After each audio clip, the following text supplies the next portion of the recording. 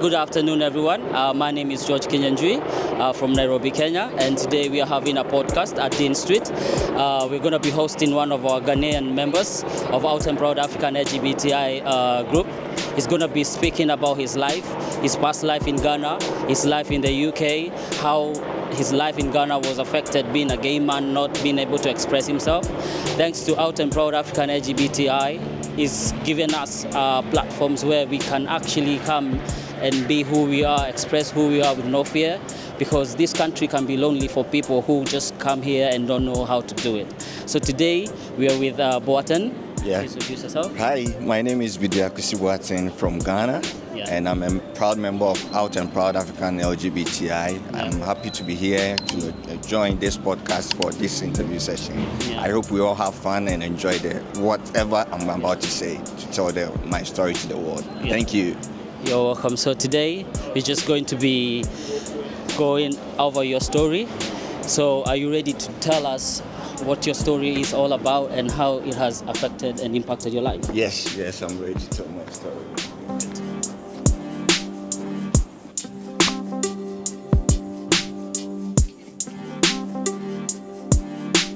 Hello everyone, good afternoon. Today we're going to be talking about being queer and Ghanaian. This is Boaten's story. So today's episode, I'm going to be your host. I'm glad that you all are here joining us today in this important conversation. At Opal, we basically do work with LGBTIQ refugees and asylum seekers who have fled their countries because of violence and discrimination and unbearable fear. The stories are powerful, painful, and incredibly human.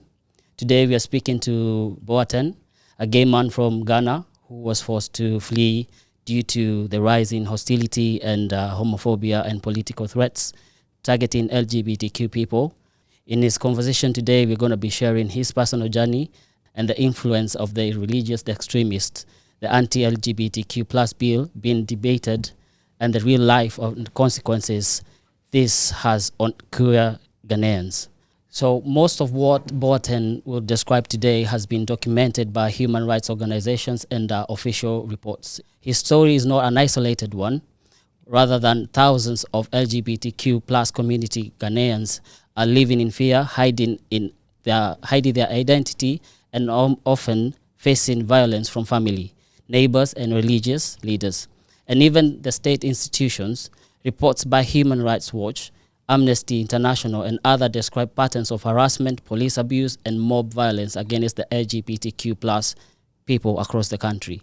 Boaten's experience gives us a window into the reality of many Ghanaians who know little about it.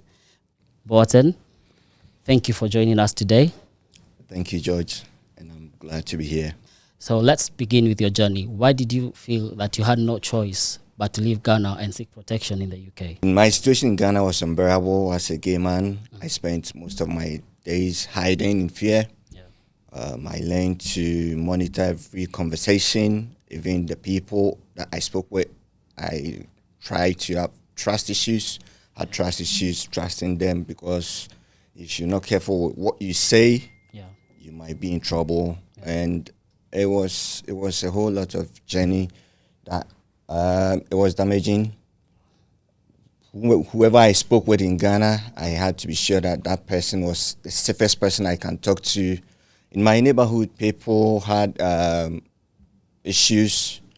People were suspecting that I was gay. You don't have to say anything. Some people observe very closely how you dress, how you talk, even how you walk, your mannerisms and things. So at first, it began as whispers, where it was rumors circulating that, oh, this guy might be gay. When these rumors became loud, it became very real because of how people were perceived. It started as a one, it went from 1 on to 2, and it became like a virus in the community that, oh, this guy is gay. At some point, I had an attack, a physical attack from people that I know very well, that I wasn't expecting. But the only thing is I couldn't go to the police to report, because in my country, it's against the law. It's against the law for two people of the same sex to be engaged in physical activities or anything related that we know that man and woman should do. So It was a horrible a situation. horrible situation in Ghana that I was experiencing. Yeah. Even though we've had legal scholars like Raymond Atuguba and international legal groups noting that this colonial era provisions continue to legitimize discrimination amongst LGBT people in Ghana. Yeah. I just couldn't come to agreement or come to terms with the fact that people are getting to accept who I am or to know who I am. So it became something that I feared a lot. And at some point in Ghana too, the political climate changed drastically, especially most with the anti-LGBT bill. Yeah. That became a hot topic, a hot issue in Ghana. Yeah. We're back. So when Parliament introduced that bill, it gave people the energy to attack people who are suspicious of being LGBT in Ghana. Let me say, it energized them. It gave them their privilege because they know you can't report it to the police, and they know you can't do anything to them when they attack you. And with all these situations, it became so unbearable for me to live in Ghana because, one, I couldn't live as the person I want to be as a gay man. Yeah. I couldn't express myself, move freely within my country, my own country. Yeah. So I just decided to take that option of moving from Ghana to live in the UK. Okay. So when was the bill passed? The bill was in 2024, actually. Yeah. It was, even though there was a bill already, there was a law which criminalized these gay and lesbian activities in Ghana. Yeah. But they wanted to make it so difficult that they introduced that new bill into Ghana. Under the bill, it's one of the harshest bills in Africa. The bill is, let me say, harsh. It's a draconian bill, which not only criminalizes the actors of LGBT activities, it also criminalizes activists, even people who are seen supporting LGBT people in Ghana. They are part of the people who are likely to face sanctions, sentences, prison sentences when you're found out that you are someone who supports people doing LGBT practices in Ghana. After moving to the UK, how has your life been in the UK? Has it been impactful? And what are the challenges that you have faced, even though you've moved to a new country where you're safe to actually be who you are and express yourself without any limitations? Well, I would say life in the UK is not that perfect. At least I can say that I'm in a country where I'm proud to be myself, not to fear anybody. I'm proud to go out, say who I am. And when I came here, I've been able to attend so many events, at least events for LGBT people like the London Pride. I've been to Brighton Pride, my first time, and it's been a nice experience here for me in the UK. At least, let me say, I walk about freely without thinking about, this person here knows this is who I am. This person knows this is who I am. So maybe when I'm walking alone, I might get attacked. I'm free of those thinking, those burden. Every burden of such sort has been lifted off of me, and my shoulders are free now. So you're living the life that you've always wanted to live. Yes, I'm able to live the life, and I've been able to live, and I'm still living the life that I want to live in the UK as the person I am as a gay man. I'm not afraid of anything or anybody that I'll be attacked by people or anything. That's the life I'm enjoying here. So when you say about the hostilities and the difficulties of the people back in Ghana, the LGBTQ community, what would you say they are facing right now, and what is their situation back home in Ghana?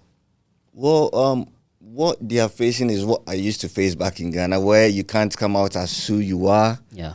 You have to hide, as in hiding, living in closets.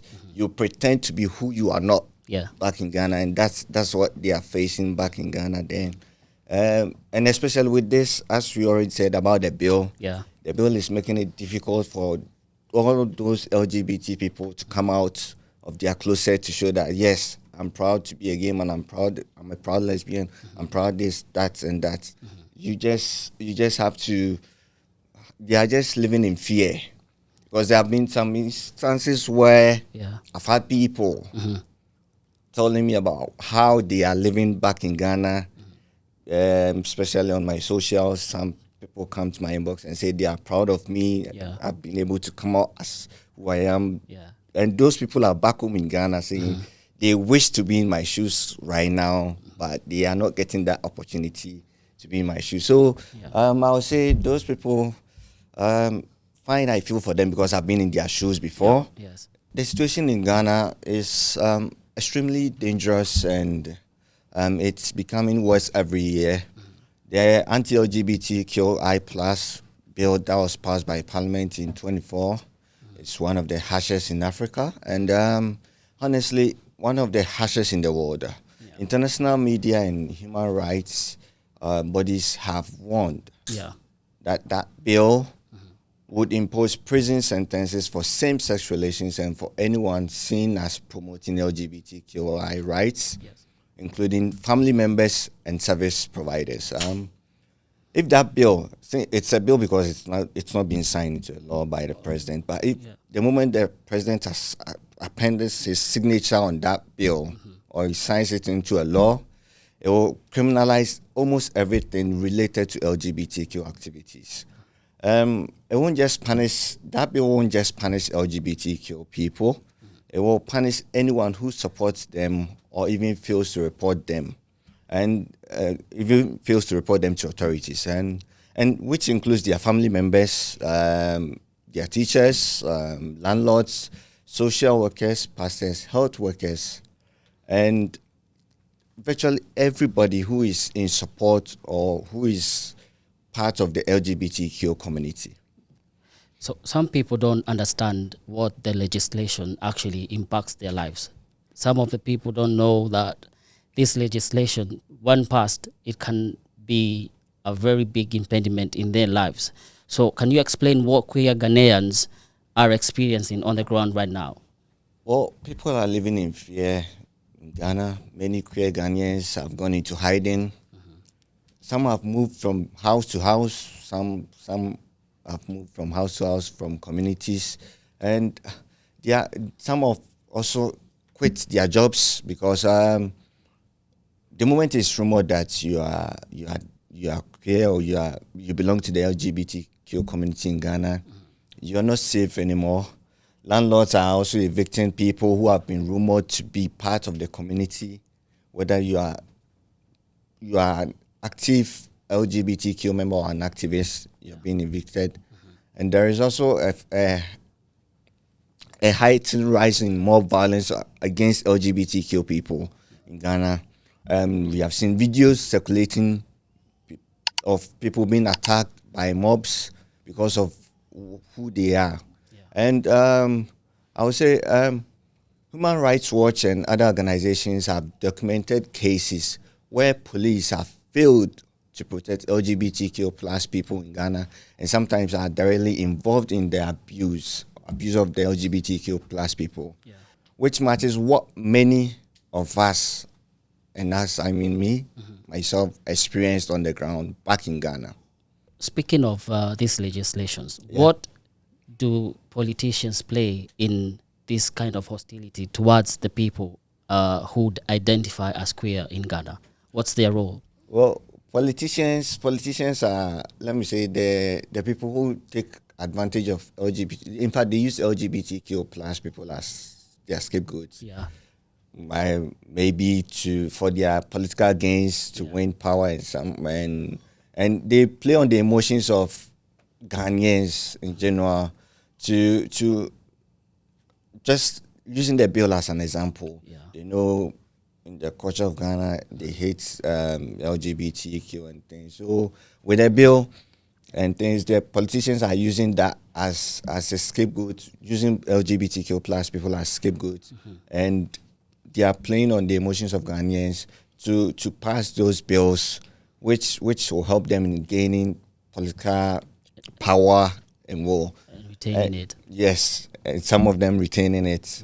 And with that, it goes against the LGBT community because it still puts us in fear, especially those of us back home in Ghana. It puts us in fear. We go into hiding and we can't be who we are. We can't express ourselves freely. Because they're just using these platforms to just maintain their political hold and Yes. their political power. Yes, and they get people to support them.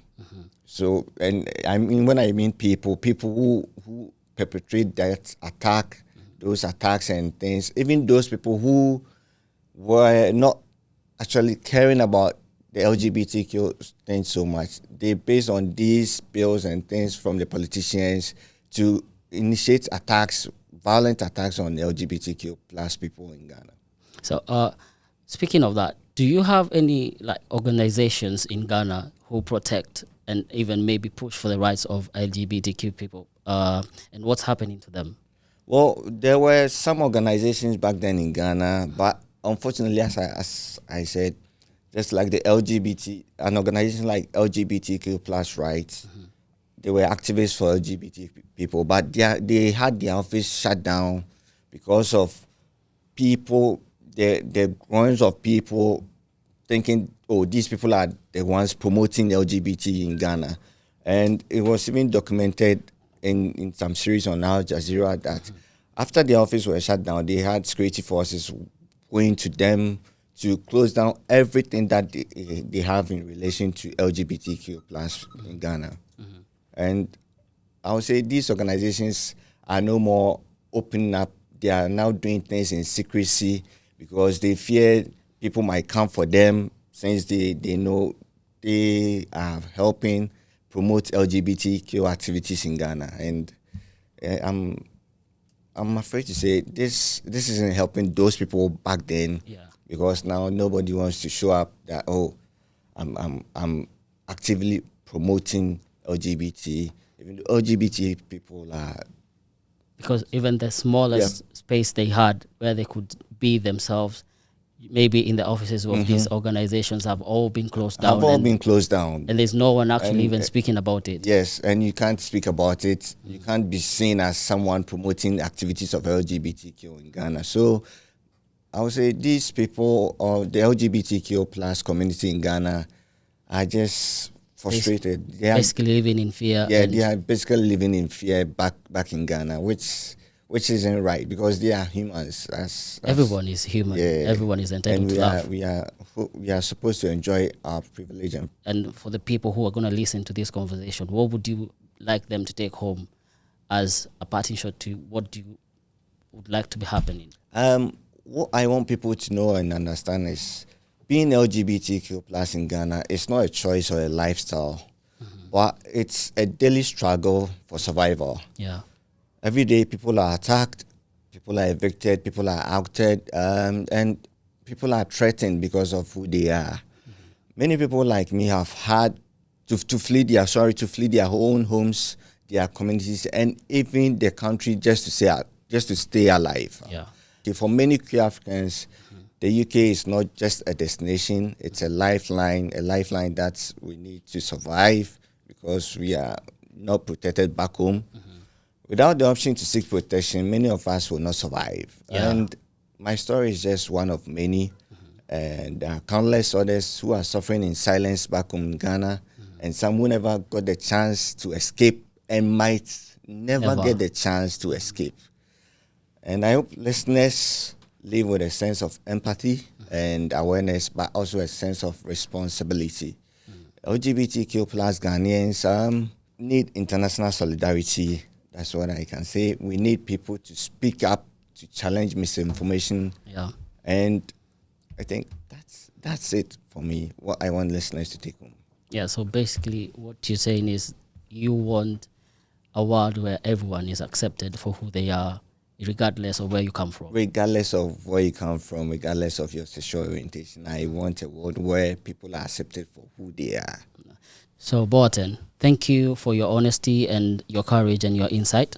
Your story sheds light on the realities of many, many people who are out there living in fear and many would never get to hear this.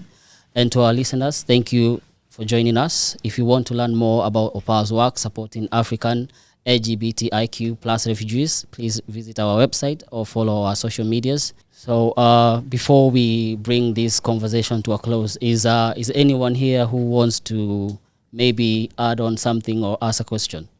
Hello, Mr. Boatam. I've been here listening to this conversation, and you have really told us more about the rules and can you try and tell us more about the community people? Because for me, basically, where I come from in Uganda, the community people make everything worse, and not until it gets to the police and everything. So can you tell us more about the community people? Do they do like mob justice when they get to know that you are gay, you're a gay man? What do they really do in Ghana? Okay, so with the community people, just as you rightly said, they engage in mob justice. There has been situations where people lured suspected or rumored gay people into hotels and places just to beat them up.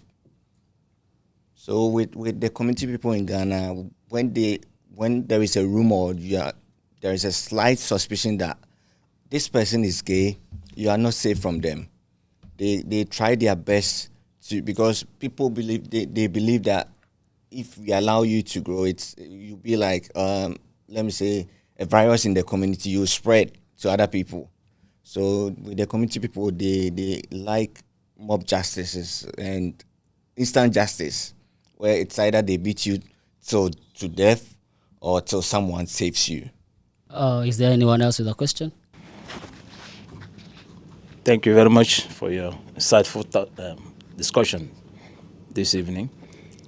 I want to ask, is this legislation restricted to a particular, like maybe gay, or does it also affect other sexualities like lesbian, heterosexual, asexual? No matter your classification, does it affect them, or is there anything like maybe restricted laws applicable only to male, gay, and the females are not affected by the same law? All right, thank you for that question. With that bill, when it becomes a law, it will affect everybody that is LGBTQI plus, and even people who are seen supporting them, like activists, like people who speak for LGBTQI people. That bill, when it becomes a law, it will criminalize every activity of LGBTQI plus people, not just gay people, but the people under the umbrella term LGBTQI plus, and their activists, their supporters, or each and everyone related to them. Thank you. Yeah. So, is there anyone else with a thought or a question? So, basically, we've come to an end of our conversation today. Thank you for joining us. Thank you, Boaten, for sharing your story. And I hope it's going to be impactful and helpful to someone out there. Thank you, George, for having me today. I'm glad to be here today. Thank you. So this episode will be airing on our platform, the Out and Proud African LGBTI group YouTube page. So please don't forget to share, like, subscribe, and share to everyone so that this story can be an inspiration for someone who's still in Ghana. So please share, not just to Ghana, but to anyone who is in Africa and also facing this kind of persecution. So let's share this, and thank you. Thank you.